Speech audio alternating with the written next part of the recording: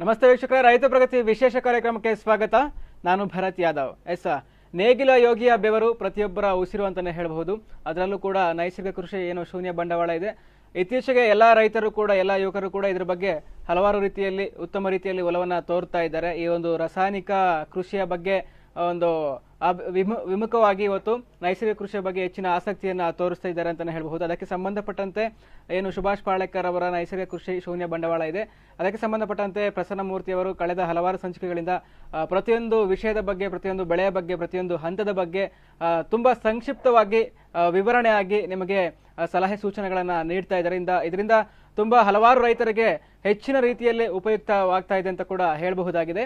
ಹಾಗೆ ಕಳೆದ ಒಂದು ಸಂಚಿಕೆಯಲ್ಲಿ ಕೂಡ ಒಂದು ಕೀಟನಾಶಕಗಳ ಬಗ್ಗೆ ಮಾತಾಡಿದ್ವಿ. ನೀಮಾಸ್ತ್ರ, ಹಾಗೆ ಬ್ರಹ್ಮಾಸ್ತ್ರ, ಅಗ್ನಿಯಸ್ತ್ರ, ಈ ರೀತಿ ಅಸ್ತ್ರಗಳನ್ನ ಉಪಯೋಗಿಸಿಕೊಂಡು ಯಾವ ರೀತಿ ಕೀಟಗಳನ್ನ ನಾಶ ಮಾಡಬಹುದು ಅಂತ ಕೂಡ ನಿಮಗೆ ಮಾಹಿತಿಯನ್ನ ಕೊಟ್ಟಿದ್ರು. ಅದೇ ರೀತಿ ಮುಂದುವರೆದಂತೆ ಇವತ್ತು ಕೂಡ ಕೀಟನಾಶಕಗಳ ಬಗ್ಗೆ ಮತ್ತೆ ಶಿಲೀಂಧ್ರನಾಶಕಗಳ ಬಗ್ಗೆ ನಿಮಗೆ ಮಾಹಿತಿಯನ್ನ ಕೊಡ್ತಾ ಇದ್ದಾರೆ ಪ್ರಸನ್ನ ಮೂರ್ತಿ ಅವರು. ಇವತ್ತು ಕೂಡ ನಮ್ಮ ಜೊತೆ ಇದ್ದಾರೆ. ಅವರನ್ನ ಮೊದಲು ಕಾರ್ಯಕ್ರಮಕ್ಕೆ ವೆಲ್ಕಮ್ ಮಾಡೋಣ. ಸರ್, ಕಾರ್ಯಕ್ರಮಕ್ಕೆ ಸ್ವಾಗತ ತಮಗೆ. ನಮಸ್ಕಾರ. ಓಕೆ ಸರ್, ಹಾಗೆ ಒಂದು ಅಸ್ತ್ರಗಳ ಬಗ್ಗೆ ಹೇಳಿದ್ರಿ, ಅವು ಯಾವ ರೀತಿ ಕಾರ್ಯನಿರ್ವಹಿಸ್ತವೆ, ಯಾವ ರೀತಿ ಕೆಲಸ ಮಾಡ್ತವೆ ಅಂತ. ಇವತ್ತು ಮುಂದುವರಿಯೋದಾದ್ರೆ ಕೀಟನಾಶಕಗಳ ಬಗ್ಗೆ ಏನ್ ಹೇಳ್ತೀರಿ? ಮುಖ್ಯವಾಗಿ ನೈಸರ್ಗಿಕ ಕೃಷಿ ಅಂತ ನಾವು ಬಂದಾಗ ಭೂಮಿಯಿಂದ ಬರುವಂತ ಕೀಟಬಾಧೆಗಳು, ಅವನ್ನ ನಾವು ಅತಿ ಸೂಕ್ಷ್ಮವಾಗಿ ಗಮನಿಸಬೇಕಾಗುತ್ತೆ. ನಾವು ಮೊದಲೇ ಹೇಳಿದ ಹಾಗೆ ರೈತರು ಇದ್ರ ಬಗ್ಗೆ ತುಂಬಾ ಆತಂಕ ಪಡಬೇಕಾಗಿಲ್ಲ. ಕಾರಣ ಯಾಕೆಂದ್ರೆ ಬೇರೆ ಯಾವುದೇ ರೀತಿ ನೀವು ಕೃಷಿಗಳು ಮಾಡಿ ಯಾವುದೇ ರೀತಿ ರಾಸಾಯನಿಕಗಳು ಹಾಕಿದ್ರು ಕೂಡ ಆ ಭೂಮಿಲಿ ಪಳವಳಿಕೆ ಏನಿರುತ್ತೋ, ಶಿಲೀಂಧ್ರಗಳು ಪಳವಳಿಕೆ ಇರ್ಬೋದು, ಸ್ಪೋರ್ಸ್ ಅಂತ ಅಂತೀವಿ, ಈ ಏನು ಜೀವಾಣುಗಳ ತತ್ತಿಗಳಿರ್ಬೋದು, ಮತ್ತು ಬೇರೆ ಬೇರೆ ಇವು ಬೀಜ ಮೊಳಕೆ ಹೊಡೆದಾಗ್ಲೇ ಅದರೊಳಗೆ ಸೇರಿಕೊಂಡು ಅದರಿಂದ ಒಳಗಡೆ ಬಂದು ದಾಳಿ ಮಾಡುವಂಥ ಒಂದು ಹೆಚ್ಚು ಇದಿರ್ತವೆ. ಹಾಗಾಗಿ ನಾವು ಇದಕ್ಕೆ ಮುಂಚೆ ಮೊದಲನೆಯಿಂದ ಒಂದ್ 2-3ನೇ ಸಂಚಿಕೆಯಲ್ಲಿ ಏನು ಬೀಜಾಮೃತ ಅಂತ ಮಾತಾಡಿದ್ವು, ಅದು ಬೀಜಾಮೃತ ಬರೇ ಬೀಜ ಸಂಸ್ಕರಣೆ ಅಷ್ಟೇ ಅಲ್ಲ, ಈ ಭೂಮಿಯಿಂದ ಬರ್ಬೋದಂತ ರೋಗ, ಕೀಟ ಬಾಧೆಗಳು ಮತ್ತೆ ಶಿಲೀಂಧ್ರ ಬಾಧೆಗಳನ್ನ ಅತಿ ಉತ್ಕೃಷ್ಟವಾಗಿ ತಡೆಯುತ್ತೆ. ಅದು ಒಂದು ರೀತಿಯ ಮುನ್ನೆಚ್ಚರಿಕಾ ಕ್ರಮ ಅಂತಾನೆ ಹೇಳ್ಬಹುದು. ಹೌದೌದು. ಏನು ಅಂದ್ರೆ ಬೀಜಾಮೃತ ಬರೇ ಬೀಜ ಸಂರಕ್ಷಣೆ ನಮ್ಗೆ ಇಷ್ಟು ಹೆಚ್ಚಬೇಕು ಅದು ಒಂದೇ ಇದಲ್ಲ. ಎರಡನೇದಾಗಿ ಮುಂದೆ ಬರೋಂಥ ಆತಂಕಗಳಿಗೆ, ಅಡ್ಡಿಗಳಿಗೆ ಕೂಡ ಅದು ಭೂಮಿಯಿಂದ ಬರುವಂಥವಕ್ಕೆ ಕೂಡ ಅದು ತುಂಬಾ ಒಳ್ಳೆ ಒಂದು ಕವಚವಾಗಿ ಕೆಲಸ ಮಾಡುತ್ತೆ. ಎರಡನೇದಾಗಿ ನಾವೇನು ಜೀವಾಮೃತ ಅಂತ ಮಾಡ್ತೀವೋ, ನಾವು ಇದಕ್ಕೆ ಮುಂಚೆನೇ ನೋಡಿದೀವಿ ಸಗಣಿ ಅತಿ ಹೆಚ್ಚು ಶಿಲೀಂಧ್ರ ನಾಶಕ ಗುಣಗಳು ಅದರೊಳಗಿದೆ. ಮತ್ತು ಅದೇ ರೀತಿ ಬೇರೆ ಬೇರೆ ರೋಗ ನಿರೋಧಕ ಶಕ್ತಿಗಳನ್ನ ಬರುವಂಥ ತಡೆಯುವಂಥವು, ರೋಗಾಣುಗಳನ್ನ ಹೊಡೆಯುವಂಥವು, ಈ ರೀತಿ ಎಲ್ಲಾನು ಆಕಳ ಕಳ್ಳಲ್ಲಿದೆ, ಅದು ಆಚೆ ಬರೋದು ಸಗಣಿ ಮೂಲವಾಗಿ. ಮತ್ತೆ ಗಂಜಲ ಅತಿ ಉತ್ಕೃಷ್ಟವಾಗಿ ಎಲ್ಲಾ ತರ ನಾಶಕ ಅದು. ಹೌದೌದು. ಏನು ರೋಗಾಣು ನಾಶಕ, ಈ ಶಿಲೀಂಧ್ರ ನಾಶಕ, ವೈರಾಣು ನಾಶಕ, ಈ ರೀತಿ ಎಲ್ಲ ಇರೋದ್ರಿಂದ ನಾವು ಅತಿ ಸೂಕ್ಷ್ಮವಾಗಿ ಗಮನಿಸ್ಕೊಂಡು ಹೋದಾಗ ಜೀವಾಮೃತನ ನಾವು ತಿಂಗಳಿಗೆ ಒಮ್ಮೆ 2 ಸಲ ಕೊಡಬೇಕು ಭೂಮಿಗೆ, ಅಥವಾ ಹೆಚ್ಚಬೇಕು ಅಂತ ಮಾಡಿದಾಗ ಏನಾಗುತ್ತೆ, ಇವು ಅತಿ ಹೆಚ್ಚು ಪ್ರಮಾಣದಲ್ಲಾಗಿ ನಮಗೆ ಮೂಲವಾಗಿ ಆ ಗುಣಗಳನ್ನ, ಈ ಏನು ಗಂಜಲದಲ್ಲಿ ಸಗಣಿಯಲ್ಲಿ ಇದೆಯೋ ಆ ಮೂಲ ಗುಣಗಳು ಭೂಮಿಗೆ ತಲುಪೋದ್ರಿಂದ ಅಲ್ಲೇನೆ ಅವುಗಳನ್ನ ಒಂದು ಹಂತದಲ್ಲಿ ನಿರ್ನಾಮ ಮಾಡುವಂತ ಒಂದು ಕ್ರಿಯೆ ನಡೆಯುತ್ತೆ.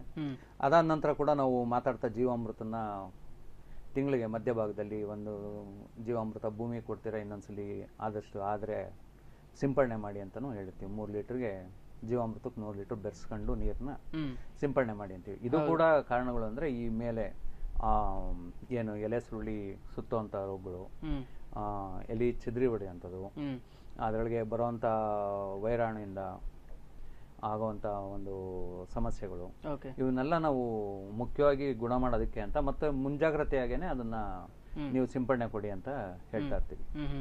ಅತಿ ಮುಖ್ಯ ನಾವು ನೋಡ್ಬೇಕಾಗಿರೋದು ಏನಂದ್ರೆ, ಯಾವುದೇ ನಾವು ಒಂದು ಸಮಸ್ಯೆಯಿಂದ ಬಗೆಹರಿಬೇಕು, ಸಮಸ್ಯೆಗಳು ನಮ್ಗೆ ಇರಬಾರ್ದು ಅಂತ ಅಂದಾಗ ನಾವು ಅತಿ ಮುಖ್ಯವಾಗಿ ನೋಡ್ಬೇಕಾಗಿರೋದು ಭೂಮಿಲಿ ತೇವಾಂಶ. ಹೌದು, ಅತಿ ಮುಖ್ಯ ಅದು. ಭೂಮಿಲಿ ನಾವು ತೇವಾಂಶ ಕಾಪಾಡ್ಕೊಂಡ್ ಬಂದ್ವಿ ಅಂದ್ರೆ ನಮ್ಗೆ ತೊಂದರೆ ಆಗಲ್ಲ. ಅತಿ ಹೆಚ್ಚು ನೀರ್ ನಿಲ್ಸೋದು ಅಥವಾ ತೀರಾ ನೀರೇ ಇಲ್ದಂಗ್ ಮಾಡೋದು, ಈ ರೀತಿ ಮಾಡೋದ್ರಿಂದ ಕೂಡ ಸಮಸ್ಯೆಗಳಾಗ್ತವೆ. ಸೊ ನೀರು ಕೊಡೋದು ಸರಿ, ನೀರು ಇಲ್ದಿರೋರು ಕೊಡೋದು ಹೇಗೆ ಅನ್ನತಕ್ಕಂಥ ನಾವು ಮುಚ್ಚಿಗೆ ಬಗ್ಗೆ ಎಲ್ಲ ಮಾತಾಡಿದೀವಿ. ಮತ್ತೆ ಅನೇಕ ರೀತಿ ಕಾಲುವೆಗಳು ಮಾಡಿ ನೀರು ಬಿಡೋದು, ಹ್ಮ್ ಬೇರಿನ ತುದಿಗೆ ನೀರು ಬಿಡೋದು, ಎಸ್ ಈ ರೀತಿ ಎಲ್ಲ ಮಾಡಿ ಭೂಮಿಲಿ ನಾವು ಆ ತೇವಾಂಶ ಕಾಪಾಡೋದಕ್ಕೆ ಅತಿ ಹೆಚ್ಚು ಇದು ಕೊಡೋದ್ರಿಂದ ಹ್ಮ್ ಯಾವುದೇ ರೀತಿಯಾಗಿ ಆ ತೇವಾಂಶನ ಕಾಪಾಡೋದ್ರಿಂದ ಏನಾಗುತ್ತೆ, ನಿತ್ಯ ನಿರಂತರವಾಗಿ ಜೀವಾಣುಗಳು ತಮ್ಮ ಕ್ರಿಯೆಗಳನ್ನ ನಡೆಸ್ತಾ ಇರ್ತವೆ. ಹ್ಮ್ ಅತಿ ಹೆಚ್ಚು ಭೂಮಿನ ಸಬಲ ಮಾಡ್ತಾ ಇರುತ್ತೆ. ಎಸ್ ಎರೆಹುಳು ಕೂಡ ಇರ್ತವೆ. ಎರೆಹುಳುಗಳು ಕೂಡ ತಮ್ಮಿಂದ ತಂದು ಆಗ್ತಾ ಇರ್ತವೆ. ಅದ್ರೊಳಗೆ ಬರ್ತಾ ಏನಾಗ್ತವೆ ಅಂದ್ರೆ ಅದು ಸುಮ್ಮನೆನೂ ಬರಲ್ಲ, ಮಣ್ಣಲ್ಲಿ ಬರ್ತಾ ಬೇಕಾದ್ರೆ ಈ ಬೇಡವಾದಂತ ತತ್ತಿಗಳು, ಹ್ಮ್ ಮೊಟ್ಟೆಗಳನ್ನ ಅವನ್ನೆಲ್ಲ ತಿನ್ಕೊಂಡು ಬಂದು ಅದು ಇಕ್ಕೆ ಮಾಡಾಕತ್ತೆ. ಹ್ಮ್ ಸೊ ಈ ರೀತಿ ಏನ್ ಮಾಡೋದ್ರಿಂದ ಏನಾಗುತ್ತೆ, ನೀವು ಮುಚ್ಚಿಗೆ ಮಾಡೋದ್ರಿಂದ ನಮಗೆ ಅತಿ ಹೆಚ್ಚು ಸ್ನೇಹ ಪರೋಪಕಾರಿ ಜೀವಿಗಳು ಅದರೊಳಗೆ ಹೆಚ್ಚು ಇರ್ತವೆ. ಹ್ಮ್ ಸೊ ಅದು ತಮ್ಮಿಂದ ತಾವೇ ಕೆಲಸ ಮಾಡ್ಕೊಂತ. ಇವಾಗ ಏನಾಗ್ತವೆ ಅಂದ್ರೆ ತುಂಬಾ ನಾವು ಈ ಅಗ್ನೇಸ್ತ್ರ ಇವನ್ನೆಲ್ಲ ನೋಡಿದ್ವಿ ನಾವು. ಹ್ಮ್ ಆದ್ರೆ ಏನಾಗುತ್ತೆ ಅಂದ್ರೆ ನೀವು ನೋಡ್ದ ಅಂದ್ರೆ ಕೆಲವಾರು ಸಸ್ಸಲ್ಲಿ ಈ ಇರುವೆಗಳು, ಕಪ್ಪಿರುವೆ ಇರ್ಬೋದು, ಕೆಂಪಿರುವೆ ಇರ್ಬೋದು, ಹೌದು ಕೆಂದ ಇರ್ಬೋದು, ಇವೇನಾಗ್ತವೆ ಅಂದ್ರೆ ಆ ಗಿಡ ಮರಗಳನ್ನ ಹತ್ತುಬಿಟ್ಟು ಅವೇನ್ ಮಾಡ್ತವೆ, ಅಲ್ಲಿ ಆ ಏನು ಮಗ್ಗಿರುತ್ತೋ, ಹ್ಮ್ ಮಗ್ ಬಂದಿರುತ್ತೋ ಅದ್ರ ಕೆಳಗಡೆ ತಿಂತಾ ಇರ್ತಾರೆ. ಹ್ಮ್ ಹ್ಮ್ ಹ್ಮ್ ಹ್ಮ್ ಎಲ್ಲಾರು ಏನ್ ಮಾಡ್ಕೊಂಡಿರೋ ಅಂದ್ರೆ ಒಂದು ರಸವನ್ನ ಹೀರ್ತಾ ಇರ್ತವೆ. ಎಲ್ಲ ಒಂದು ಕಲ್ಪನೆಯಲ್ಲಿದ್ದಾರೆ. ಏನು ಅಂದ್ರೆ ಹೂವಿನಿಂದ ರಸ ತಗೊಂಡು ಅಥವಾ ಹೂವ ಭಕ್ಷಕಗಳು ಇವು ಅಂತ. ಹ್ಮ್ ಆದ್ರೆ ಅವು ಹೂವ ಭಕ್ಷಕಗಳೇ ಬೇರೆ ಇದಾವೆ. ಹ್ಮ್ ಹ್ಮ್ ಹ್ಮ್ ಹ್ಮ್ ಇವೆಲ್ಲ ನಿಮಗೆ ರೈತನ ಮಿತ್ರಗಳು ಇವು. ಇದೇ ಮಾಡ್ತವೆ, ಆ ಒಂದು ಏನು ಮಗ್ಗಿದೆಯೋ ಮಗ್ಗಿನ ಕೆಳಗಡೆ ಹ್ಮ್ ಈ ಮೊಟ್ಟೆಗಳನ್ನ ಇಟ್ಟಿರ್ತವೆ ಇವೆಲ್ಲ ಕೀಟಗಳು.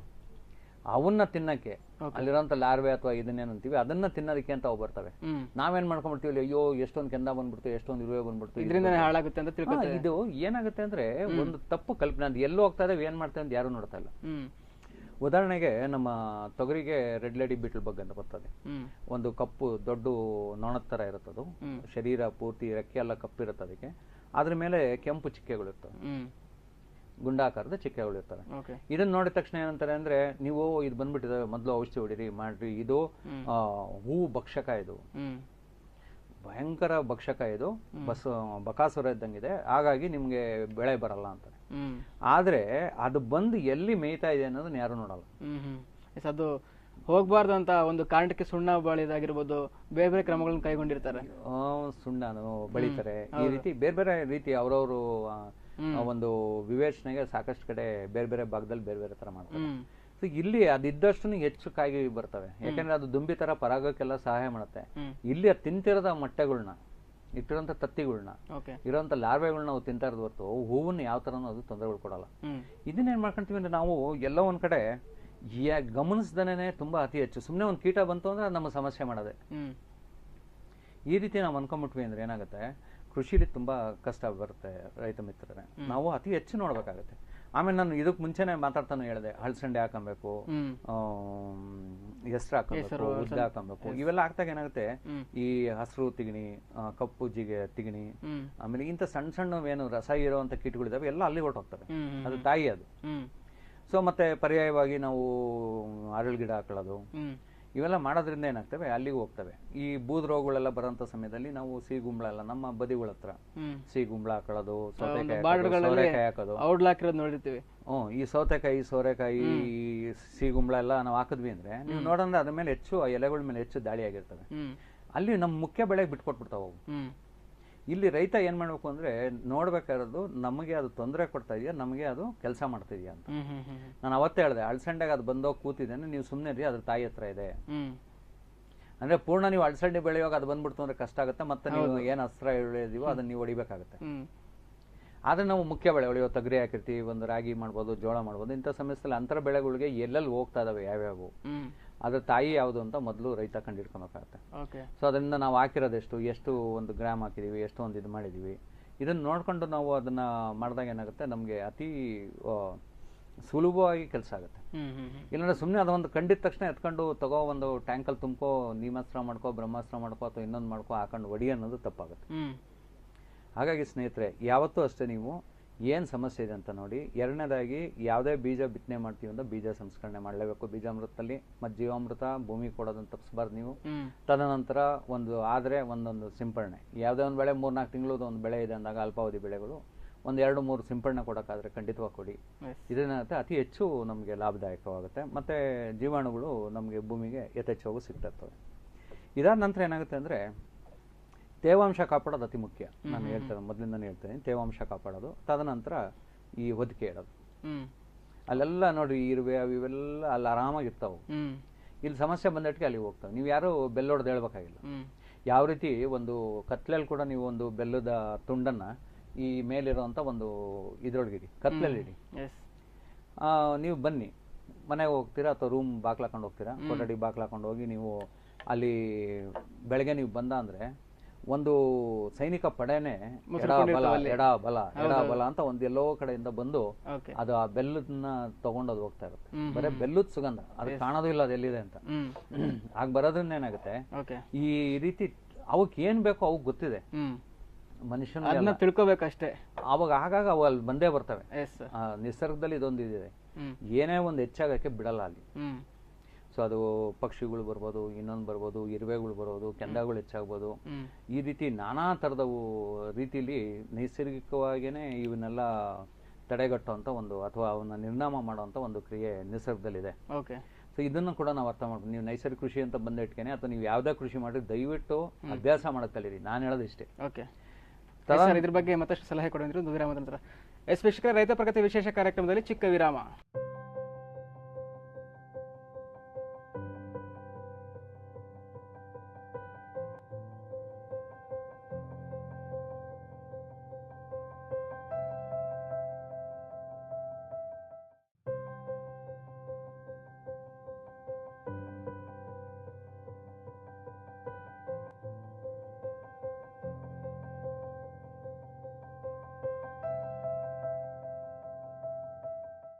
ವೀಕ್ಷಕರ, ವಿರಾಮದ ನಂತರ ರೈತ ಪ್ರಗತಿ ವಿಶೇಷ ಕಾರ್ಯಕ್ರಮಕ್ಕೆ ಸ್ವಾಗತ. ಹಾಗೆ ಪ್ರಸನ್ನ ಮೂರ್ತಿ ಸರ್, ಇನ್ನು ಮುಂದುವರೆದ ಹಾಗೆ ಇನ್ನು ಪ್ರಾಥಮಿಕ ಹಂತದಲ್ಲಿ ಯಾವ ರೀತಿ ಅರ್ಥಕೋಬೇಕು ಈ ಒಂದು ರೈತ ಕೀಟನಾಶಕಗಳ ಬಗ್ಗೆ ಯಾವ ರೀತಿ ಮುನ್ನೆಚ್ಚರಿಕಾ ಕ್ರಮಗಳನ್ನು ಕೈಗೊಳ್ಬೇಕು? ಅತಿ ಮುಖ್ಯ ನಾನು ಹೇಳಿದಾಗೇನೆ ರೈತ ಮೊದಲು ಜಮೀನಲ್ಲಿ ಓಡಾಡೋದನ್ನ ಕಲಿಬೇಕು. ಇವಾಗ ಏನಾಗಿದೆ ಅಂದ್ರೆ ಅವ್ರ ಜಮೀನ್ ಬಿಟ್ಟು ಎಲ್ಲಾ ಕಡೆ ಓಡಾಡ್ತಾರೆ. ಕಾರಣ ಏನಂದ್ರೆ ನಾವು ಅವ್ರನ್ನ ದೂಷಿಸಕ್ಕಾಗಲ್ಲ. ಇವತ್ತು ಅವ್ರ ಪಾಪ ಏನೇ ಮಾಡಿದ್ರು ಏನೂ ಬರಲ್ಲ, ಹೋಗ ಇದ್ದಿರ್ತದೆ ಹೋದ್ರೆ ಹೋಗ್ತದೆ ಅನ್ನೋ ಸ್ಥಿತಿಗೆ ಬಂದ್ಬಿಟ್ಟವ್ರು. ಇವಾಗ ಏನೋ ಒಂದ್ ಆಯ್ತು, ಕೀಟ ದಾಳಿ ಆಯ್ತು ಅಂದ್ರೆ ಅದಕ್ಕೆ ಔಷಧಿಗೆ ದುಡ್ಡಿರಲ್ಲ ಅಂತ. ಆದ್ರೆ ನಾವು ನೈಸರ್ಗಿಕ ಕೃಷಿ ಮಾಡ್ತೀವಿ ಅಂದಾಗ ನಮ್ಮಲ್ಲೇ ಇರೋಂಥ ಬೇವಿನ ತಪ್ಪಲು, ನಮ್ಮಲ್ಲೇ ಇರೋಂಥ ಹೊಂಗೆ ಸೊಪ್ಪು, ನಮ್ಮಲ್ಲೇ ಇರೋಂಥ ಕಾಂಗ್ರೆಸ್ ಸೊಪ್ಪು, ನಮ್ಮಲ್ಲೇ ಇರೋಂಥ ರೋಜಾನ್ ಸೊಪ್ಪು, ಈ ರೀತಿ ಹಾಕೊಂಡು ನಾವು ಮಾಡಕ್ ಆಗೋದ್ರಿಂದ ರೈತನಿಗೆ ಇದ್ರೊಳಗೆ ಯಾವ್ದೇ ರೀತಿ ಸಮಸ್ಯೆ ಬರೋದಿಲ್ಲ. ಮೊದಲನೇದಾಗಿ ಅತಿ ಮುಖ್ಯ ಅಂದ್ರೆ ಬೆಳಗಿನ ಜಾವನೇ ಅವನು ಜಮೀನಿಗೆ ಮೊದಲು ಹೋಗೋ ರೀತಿ ಒಂದು ಹೋದಾಗ ಸಾಕಷ್ಟು ನೀವು ಗಮನಿಸ್ಬೋದು. ಈಗ ತೋಟಗಳಲ್ಲಿ ಏನಾಗುತ್ತೆ ಅಂದ್ರೆ ನಿಮ್ಗೆ ರಾತ್ರಿ ಇಡೀ ಈ ಬಸವನುಳ ತೊಂದರೆ ಕೊಟ್ಬಿಡ್ತವೆ. ಬೆಳಗ್ಗೆ ನೀವು ಹೋದ್ರೆ ಅಂದ್ರೆ ಒಂದ್ ಸ್ವಲ್ಪ ಬಿಸಿಲಾಗೋಯ್ತು ಅಂದ್ರೆ ಒಂದು ಬಸವನುಳ ಕಾಣಲ್ಲ. ನೀವು ಅದೇ ರಾತ್ರಿ ಏನಾದ್ರು ಹೋಗ್ಬಿಟ್ಟು ಒಂದು ಟಾರ್ಚ್ ಹಾಕೊಂಡು ನೋಡಿ ಸಾವಿರಾರು ಇರ್ತಾವಲ್ಲ. ಸೊ ಇದು ಅತಿ ಬೆಳಗಿನ ಜಾವ ಹೋಗಿ ನೋಡಿದ ತಕ್ಷಣ, ಯಾಕಂದ್ರೆ ರಾತ್ರಿ ಓಡಾಡುವಾಗ ಸಾಕಷ್ಟು ಕಾಡು ಪ್ರಾಣಿಗಳ ಸಮಸ್ಯೆ ಇದೆ, ಹಾವುಗಳ ಸಮಸ್ಯೆ ಇದೆ, ಅದು ಇದು ಅಂತ ಇದೆ. ಅದನ್ನ ನಮ್ಮ ರೈತರು ಓಡಾಡ್ತಾರೆ. ಬೆಳಗಿನ ಜಾವ ಅಷ್ಟೊತ್ತಿಗೆ ಹೋದ್ವಿ ಅಂದ್ರೆ ಅವು ವಿಘಟನೆ ಆಗ್ತಾ ಇರ್ತವೆ, ಹೋಗ್ತಾ ಇರ್ತವೆ, ವಾಪಸ್ ಹೋಗ್ತಾ ಇರ್ತವೆ. ಅಂತ ಸಮಯಗಳಲ್ಲಿ ನೋಡೋಂಥದ್ದು ಇದೆಲ್ಲ ಸಿಗುತ್ತೆ. ಇದನ್ನ ನಾವು ರೈತರು ಕಲಿಬೇಕಾಯ್ತು. ಯಾವುದೇ ಒಂದು ದುಂಬಿಗಳು ಅವೆಲ್ಲನು ಯಾವೇ ಆಗ್ಲಿ ತುಂಬಾ ಬಿಸಿಲಲ್ಲಿ ಬಂದು ಅವನು ಏನು ಇದೆಲ್ಲ ಬಿಸಿಲಲ್ಲಿ ಕೂತ್ಕೊಂಡು ಸಮಸ್ಯೆ ಇದು ಮಾಡ್ಕೊಳ್ಳೋದಕ್ಕೆ. ಸೊ ಹಾಗಾಗಿ ನಾವು ರೈತರು ಅತಿ ಏನೇ ಒಂದು ಸಮಸ್ಯೆ ಇದೆ, ಒಂದ್ ಎಲೆ ಸುರುಳಿ ಆಗಿದೆ, ಒಂದ್ ಇದಾಗಿದೆ, ಎಲೆ ಕತ್ರಸಾಗಿದೆ, ಗರಿ ತುಂಡಾಗಿದೆ, ಇವನ್ನೆಲ್ಲ ಅವ್ನು ಗಮನಿಸ್ಕೊಂಡು ಅಲ್ಲಿ ಏನು ಅನ್ನೋದನ್ನ ನೋಡಿದಾಗ ಇವನ್ನೆಲ್ಲ ತುಂಬಾ ಸುಲಭವಾಗಿ ಅರ್ಥ ಆಗುತ್ತೆ. ಇವಾಗ ಮುಂದುವರೆದಾಗ ಏನಾಗುತ್ತೆ ಅಂದ್ರೆ ಈ ಗಮೋಸಿಸ್ ಅಂತ ಅಥವಾ ರಸ ಸೋರುವಿಕೆ ಒಂದು ದೊಡ್ಡ ಸಮಸ್ಯೆ ನಮ್ಮ ತೆಂಗಿನ ಗಿಡಗಳಲ್ಲಿ ತುಂಬಾ ನಾವು ನೋಡ್ತಾ ಇದೀವಿ. ಇನ್ನ ಕೆಲವಾರು ಮರಗಳಲ್ಲಿ ಈ ಸಮಸ್ಯೆಗಳು ನೋಡ್ತೀವಿ. ಇದು ಒಂದು ಶಿಲೀಂಧ್ರ ಆದ್ರೂ ಕೂಡ ಇದು ಅತಿ ಹೆಚ್ಚು ನೀರು ಕೊಟ್ರು ಸೋರಿಕೆ ಆಗುತ್ತೆ, ಅತಿ ಬಿಸಿಲಲ್ಲೂ ಇದು ಸೋರಿಕೆ ಆಗುತ್ತೆ. ಹಾಗಾಗಿ ನಾವು ಮೊದಲು ನೋಡ್ಕೊಬೇಕಾದ್ರು ಮರಗಳಿಗೆ ಯಾವುದೇ ರೀತಿ ಏಟಾಗದಿರಂಗ್ ನೋಡ್ಕೊಳ್ಳೋದು. ಒಂದು ಟ್ರ್ಯಾಕ್ಟರ್ ಉಳುಮೆ ಮಾಡ್ತಾ ಇರ್ತಾನೆ, ಅದ್ರ ಹತ್ರ ಹೋದಾಗ ಎತ್ಕೊಂಡು ಹೋಗಿ ಅದಕ್ಕೆ ಗುದ್ದು ಬಿಡೋದು, ಘಾಸಿ ಆಗಿ ಆಗುತ್ತೆ. ಅದನ್ನೇನೋ ತೆಗಿಯಕ್ ಹೋಗ್ತೀರಾ, ಏನೋ ತಗೊಂಡ್ ಹೋಗ್ತಿರ್ತೀರಾ. ಈ ಮಚ್ನ ತಗೊಂಡ್ ಹೋಗಿ ಇನ್ನ ನಮ್ಮ ರೈತರದ್ದು ಏನಾಯ್ತಂದ್ರೆ ಅಲ್ಲಲ್ಲೇ ಕಚ್ಚಾಕೊಂಡು ಹೋಗೋದು. ಇದರಿಂದ ತೊಂದ್ರೆ ಇಲ್ಲ, ತುಂಬಾ ಕೆಟ್ಟ ಪರಿಣಾಮ ಬೀರುತ್ತೆ. ಹಾಗಾದ್ರೆ ಅತಿ ಸಮಸ್ಯೆ ಆಗೋದು ಇದ್ರ ಬಗ್ಗೆ ರೈತರಿಗೆ ಗಮನ ಇರಲ್ಲ, ಸಾಧ್ಯತೆ ಜಾಸ್ತಿ ಇದೆ. ಸೊ ಸುಮ್ನೆ ಯಾವ್ದೋ ಸಮಯದ ಮಳೆಗಾಲದಲ್ಲಿ ಸುಮ್ನೆ ಓಡಾಡಕ್ ಆಗ್ತಿಲ್ಲ ಅಂದ್ಬಿಟ್ಟು ಎತ್ಕೊಂಡು ರೊಂಬೆ ಕಡ್ದು ಬಿಡೋದು. ರಂಬೆ ಕೊಡದಾಗ ಸೀಳು ಹೋಗುತ್ತೆ, ಅದ್ರೊಳಗೆ ನೀರು ಸೇರ್ಕೊಂತ, ನೀರು ಸೇರ್ಕೊಂಡು ಬೇರೆ ಕೀಟಗಳೆಲ್ಲ ಸೇರ್ಕೊಂಡು ಇದು ಮಾಡೋದು, ಅಲ್ಲೇ ಕೊಳೆಯಕ್ಕೆ ಶುರು ಆಗ್ತವೆ, ಅಲ್ಲೇ ವಂಶವೃದ್ಧಿ ಆಗ್ತವೆ. ಆ ರೀತಿ ಸಮಸ್ಯೆಗಳನ್ನ ನಾವೇ ಮಾಡ್ಕೊಂತ ಇರ್ತೀವಿ. ಹಾಗಾಗಿ ಅದನ್ನೆಲ್ಲ ಒಂದು ಗಮನಿಸ್ಕೊಂಡು ಮಾಡಿದಾಗ ರೈತರಿಗೆ ಸಮಸ್ಯೆ ಆಗಲ್ಲ. ಈ ಸೋರುವಿಕೆ ಅಂತ ಅಂದಾಗ ರಸ ಸೋರೋದು ಆಗೋದೇನಂತ ಗರಿ ಇದ್ದಕ್ಕಿದ್ದಂಗೆ ತೀರಾ ಸಣ್ಣದಾಗ್ಬಿಡ್ತವೆ, ಗರಿ ಎಲ್ಲ ಜೋತ್ ಬಿದ್ದೋಗ್ತವೆ, ಕಾಯಿಗಳೆಲ್ಲ ಕುರುಬೆಲ್ಲ ಬಿದ್ದೋಗ್ತವೆ, ಮತ್ತೆ ಕಾಯಿ ತುಂಬಾ ಕಮ್ಮಿ ಖರ್ಚು ಅಂತ ಒಂದು ಸಮಸ್ಯೆ ಇದೆ. ಯಾಕಂದ್ರೆ ಎಲ್ಲ ಮೇಲೆ ಹೋಗ್ಬೇಕಾರದಲ್ಲ ಇಲ್ಲ ಆಚೆ ಹೋಗ್ತಾ ಇರುತ್ತೆ. ಇಂಥ ಸಮಯದಲ್ಲಿ ನಾವು ಅದಕ್ಕೆ ತುಂಬಾ ಸುಲಭ ಉಪಾಯ ಇದೆ. ಇದಕ್ಕೇನು ಮಾಡಬೇಕಲ್ಲ, ನಾವು 5 ಲೀಟರ್ ಗಂಜಲ ತಗೊಳ್ಳೋದು ನಾಟಿ ಹಸುವಿನ. ನಾನೇನೇ ಮಾತಾಡ್ತಿದ್ದೀನಿ ನಾಟಿ ಹಸುವಿನ. ನಾಟಿ ಹಸುವಿನ ಗಂಜಲ ತಗೊಳ್ಳೋದು, ನಾಟಿ ಹಸುವಿನ 5 kg ಸಗಣಿ ತಗೊಳ್ಳೋದು. ಇದ್ರ ಜೊತೆಗೆ 5 kg ಬೇವಿನೆಲೆ ತಗೊಂಡು, ಬೇವಿನೆಲೆ ತಗೊಳ್ಳಿ. 5 kg ಎಷ್ಟು ಅಂದ್ರೆ ಒಂದು ಮಂಕ್ರಿ ಅಷ್ಟು ಸುಮಾರು ಕಿತ್ತಾಕಳಿ. ಅದನ್ನ ಮತ್ತೇನು ತೂಕ ಮಾಡ್ತೇನೆ ಕೂತ್ಕೊಳ್ಬೇಡ. ಒಂದು ಮಂಕ್ರಿ ಅಷ್ಟು ತಗೊಂಡ್ ಹಾಕೊಂಡ್ರೆ ಅದನ್ನ ಎಲ್ಲ ಈ ಬೇವಿನೆಲ್ಲ ಚೆನ್ನಾಗಿ ರುಬ್ಬಿ, ಚೆನ್ನಾಗಿ ಕಲ್ಲಲ್ಲಿ ಅರ್ದು ಯಾವ ರೀತಿ ನಾವು ನಮ್ಮ ಸ್ನೇಹಿತರೆಲ್ಲ ಇಟ್ಕೊಂಡು ಗುಂಡಲ್ಲಿ ರುಬ್ಬಿಸ್ತಾರೆ ಆಳುಗಳನ್ನ ಬಿಟ್ಟು. ತೀರಾ ಇವಾಗ ಅಂದ್ರೆ ತಲೆ ಕೆಡ್ಸ್ಕೊಂಡ್ಬಿಟ್ರಿ, ಒಂದು ಮಿಕ್ಸಿ ಅದಕ್ಕೆ ಅಂತ ಇಟ್ಕೊಂಡ್ಬಿಟ್ರಿ ಜಮೀನೊಳಗೆ. ಆ ಜಾರ್ ಮಾತ್ರ ಮನೆಯೊಳಗಿದ್ರು ಕೂಡ ಅದನ್ನ ಎತ್ಕೊಂಡು ಈ ಸೊಪ್ಪುಗಳು ಹಾಕ್ತಿದ್ರೆ ಬರ್ರ ಅನ್ಸ್ತಾರೆ ಮಿಕ್ಸಿ. ಇನ್ನೇನು ಮಾಡೋಕ್ಕಾಗಲ್ಲ. ಇವತ್ತೇನಾಗಿದೆ ಅಂದ್ರೆ ಆಳಿಲ್ಲ ಇದಿಲ್ಲ. ನಾವು ಕೆಲವಾರು ನಾವು ಸಣ್ಣ ಪ್ರಮಾಣದಲ್ಲಿ ತನ್ನ ಗುಣ ಕಳ್ಕೊಳತ್ತೆ, ಏನ್ ಮಾಡೋಕ್ಕಾಗುತ್ತೆ. ಅವು ಇನ್ನೊಂದು ಇಡೀ ಬೇವಿನ ಸೊಪ್ಪು ಹೆಚ್ಚಿಗೆ ಹಾಕ್ಬಿಡಿ ಅಷ್ಟೇ. ಇದನ್ನ ಮಾಡ್ಬಿಟ್ಟು ಇದನ್ನ 3 ಕಲ್ಸ್ಬಿಟ್ಟು ಇದನ್ನ ಎತ್ಕೊಂಡು ಲೇಪನ ಮಾಡ್ಬೇಕು. ಇದೊಂದು ಗಮ್ಮು ಪಚೆ ಅಥವಾ ಒಂದು ಅಂಟಿನ ತರ ಆಗುತ್ತೆ. ಅಂದ್ರೆ ದೋಸೆ ಅದಕ್ಕೊಂದು ಇದು ಬರುತ್ತೆ, ದೋಸೆ ಹಿಟ್ಟಿನ. ಅದನ್ನ ತಗೊಂಡು ಎಲ್ಲಿದಾಗಿದೆಯೋ ಅದಕ್ಕೆ ಲೇಪನ ಮಾಡೋದು. ಈ ರೀತಿ 15 ದಿವಸಕ್ಕೊಂದು ದಿವಸ ಲೇಪನ ಮಾಡೋದ್ರಿಂದ ನಮ್ಗೆ ಏನು ಈ ಕಾಂಡ ಸೋರಿಕೆ ಅನ್ನೋ ಸಮಸ್ಯೆ ಇದೆ ಅದಾಗುತ್ತೆ. ಹೆಚ್ಚು ನೀರು ಕೊಡ್ತಾ ಇದೀರಿ ಅಂದ್ರೆ ನಾವು ಹೇಳಿದೀವಿ ಮೊದ್ಲಿಂದನೇ, ದೂರ ಮಾಡಿ ಕಾಲುವೆಗಳು ತೆಗಿರಿ. ನೀರ್ನಲ್ಲಿಗೆ ತಗೊಂಡೋಗಿ ನೀರ್ನಲ್ಲಿ ನೀವೇನು ನೀರ್ ಹಾಯಿಸ್ತೀರೋ ಕೊಡ್ತಿರೋ ಏನ್ ಕೊಡ್ತಿರೋ ಬೇರಿನ ತುದಿಗೆ ಅಲ್ಲಿ ಕೊಡಿ. ಏನಾದ್ರೂ ನಿಮ್ಮ ಈ ತೆಂಗಿನ ಬಡ್ಡೆಗಾಗ್ಲಿ ಬಾಳೆ ಬಡ್ಡೆಗಾಗ್ಲಿ ಯಾವುದೇ ಒಂದು ಮರ, ಮಾವಿರ್ಬೋದು ಪರಂಗಿ ಇರ್ಬೋದು, ಯಾವುದೇ ಒಂದು ಮರಾವಳಿಗೆ ಅಲ್ಲಿ ಏನಾದ್ರೂ ಹಳ್ಳ ಬಿದ್ದು ಅಲ್ಲಿ ನೀರ್ ಶೇಖರಣೆ ಆಗುವಂತ ಇದಿದ್ರೆ ಮಣ್ಣು ತುಂಬಿ ಅದನ್ನ ಇಳಿಜಾರ್ ಮಾಡಿ ಆ ನೀರು ಬಸ್ತೋಗ್ಬಿಡ್ಬೇಕು. ನೀವು ನೀರ್ ನಿಲ್ಲಂಗ್ ಮಾಡಿದ್ರೆ ಇದು ಆಯ್ತು, ಮುಂದಿನ ಏನಾದ್ರೆ ಇಡೀ ತಲೆನೇ ಬಿದ್ದೋಗುತ್ತೆ. ಸೊ ಹಾಗಾಗಿ ನಾವು ನೀರನ್ನ ತುಂಬಾ ಗಮನಿಸ್ಬೇಕಾಗ್ತದೆ. ನೀರ್ ನಿಲ್ಬಾರ್ದು ಬಡ್ಡೆಗಳಲ್ಲಿ, ಬಡ್ಡೆಗಳ ಹತ್ರ. ಇದು ಬಡ್ಡೆಗಳ ಹತ್ರ ನಿಲ್ಲಬಾರ್ದು ಅಥವಾ ಎಲ್ಲೂ ನಿಲ್ಬಾರ್ದು, ಅದೆಲ್ಲ ಹಿಂಗ ಹೋಗ್ಬೇಕು. ನೀವು ನೈಸರ್ಗಿಕ ಕೃಷಿ ಮಾಡಿ ಜೀವಾಮೃತ ಹಾಕಿ ನೀವು ಒದಕೆ ಕೊಟ್ಟಾಗ ತನ್ನಿಂತಾನೆ ಎರೆಹುಳುಗಳು ಕೆಲಸ ಮಾಡ್ತವೆ.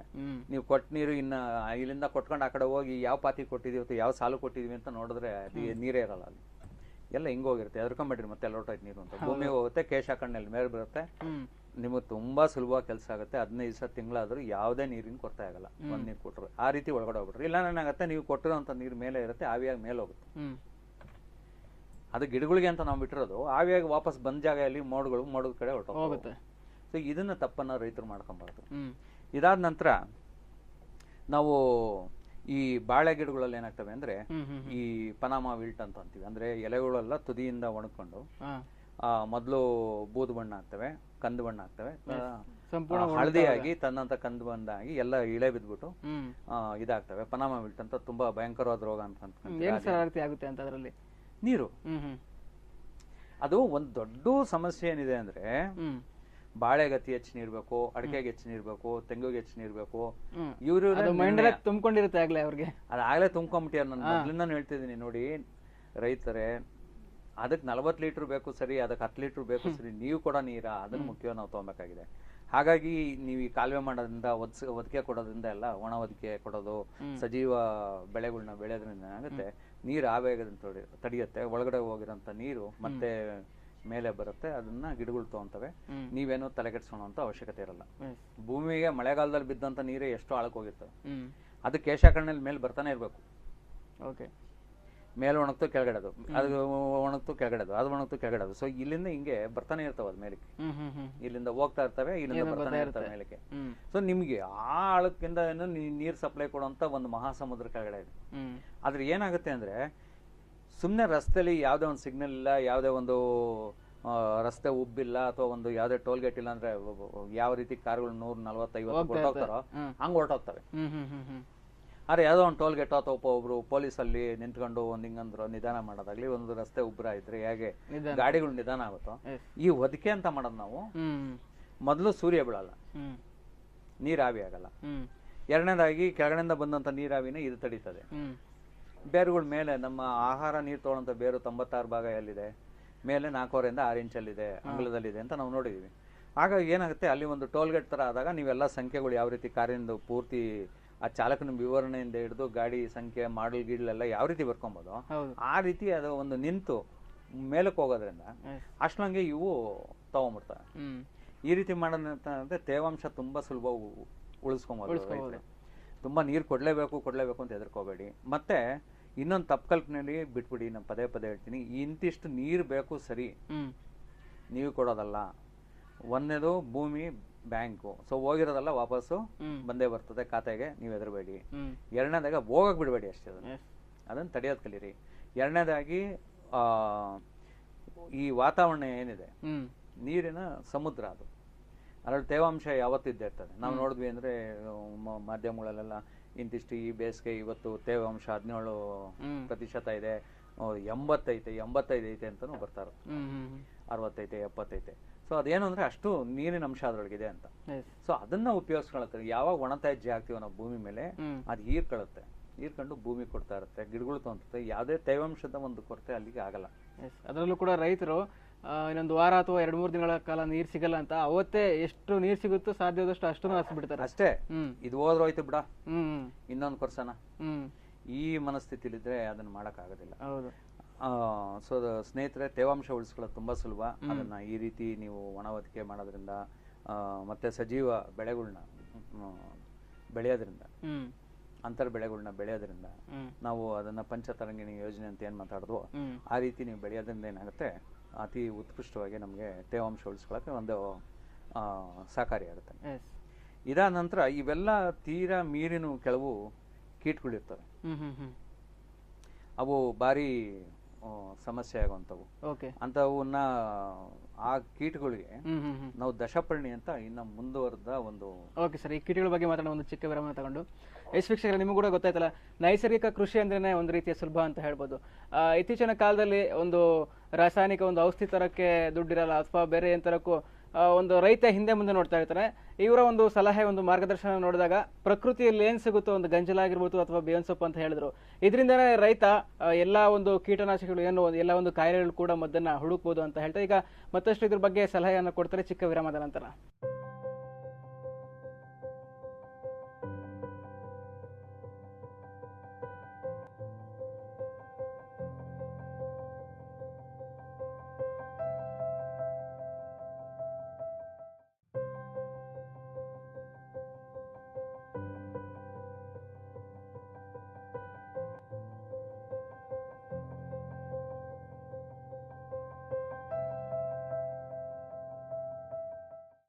ವಿರಾಮದ ನಂತರ ರೈತ ಪಕ್ಷದ ವಿಶೇಷ ಕಾರ್ಯಕ್ರಮಕ್ಕೆ ಸ್ವಾಗತ.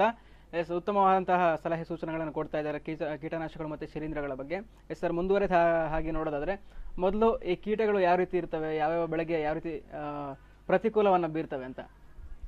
ಮುಖ್ಯವಾಗಿ ಕೀಟಗಳು ಅಂತಂದಾಗ ಮೊದಲನೇ ನಮ್ಗೆ ಕಾಣೋದು ಸಣ್ಣದಾಗ ರಸ ಇರುವಂತ ಕೀಟಗಳು, ಸಸಿಯಿಂದಾನೇ ಶುರುವಾಗ್ಬಿಡ್ತಾವೆ. ಓಕೆ, ಕಪ್ಪು ಏನಿರ್ಬೋದು, ಸಣ್ಣದು ಹಸ್ರು ಏನಿರ್ಬೋದು, ಮತ್ತೆ ಈ ತಿಗಣಿ ಅಂತೀವಿ, ಈ ರೀತಿ ಅವು ಬರ್ತವೆ. ತದನಂತರ ಬೆಳೆದಂಗೆಲ್ಲ ಕಾಂಡ ಕೊರ್ಕ, ಎಲೆ ಕೊರ್ಕ, ಎಲೆ ಸುರುಳಿ ಮಾಡೋಂಥವು, ಈ ರೀತಿ ಎಲೆ ಛಿದ್ರ ಮಾಡೋಂಥವು, ಕಾಯಿ ಕೊರ್ಕಗಳು, ಈ ರೀತಿ ನುಸಿ ಬಾಧೆಗಳು, ಇವೆಲ್ಲ ಬರ್ತಾನೆ ಇರ್ತವೆ.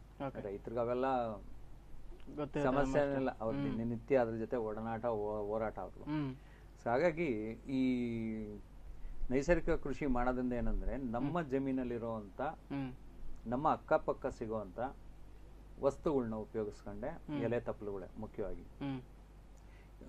ಉಪಯೋಗಿಸೋದ್ರಿಂದ ನಮ್ಗೆ ಇದಾಗುತ್ತೆ. ಕೆಲವು ಕಡೆ ಏನಾಗುತ್ತೆ ಅಂದ್ರೆ, ಈ ಬೇವಿನ ಗಿಡಗಳೇ ಬೆಳೆಯಲ್ಲ.